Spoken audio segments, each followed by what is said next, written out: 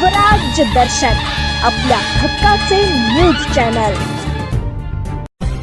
वरंध पंचायत समिती गणात शिवसेना आघाडीवर। नूतनताई गोपाळ शेठ मोरे यांना जनमानसातून प्रचंड पसंती। मनाली काळीजकर जिल्हा परिषद गटातून या देखील आघाडीवर।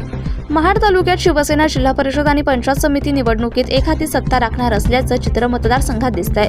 मुळात महाड तालुक्यात मंत्री भरत शेठ गोगावले आणि विकास शेठ गोगावले यांचा जनमानसात प्रचंड प्रभाव आहे।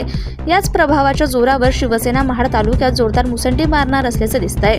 ब्युरो रिपोर्ट, स्वराज दर्शन, महाड रायगड। गोपाळ शेठ मोरे आणि मनालीताई कालीजकर यांच्याबद्दल दोन्ही उमेदवार चांगले आहेत आणि नक्कीच ते 100% भरघोस मताने निवडून येतील, कारण आमदार साहेबांचं कामच या मतदारसंघात चांगलं आहे आणि आमदार साहेबांना जर बलकडे द्यायचं असेल तर आपल्याला उमेदवार हे निवडून दिलंच पाहिजे।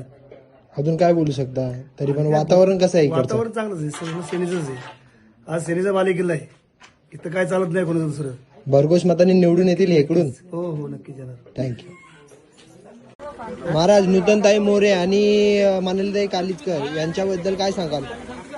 पंचायत समितीचे उमेदवार गोपाळ शेठ यांच्या सौभाग्यवती नूतनताई मोरे आणि मनोज काळीजकरांची सौभाग्यवती मनालीताई काळीजकर ह्या दोन्ही उमेदवारांचा ह्या वरण पंचायत समिती आणि जिल्हा परिषद गणामध्ये एवढं भव्य दिव्य वातावरण आहे की आम्हाला कुठल्याही पद्धतीचा संशय वाटत नाही।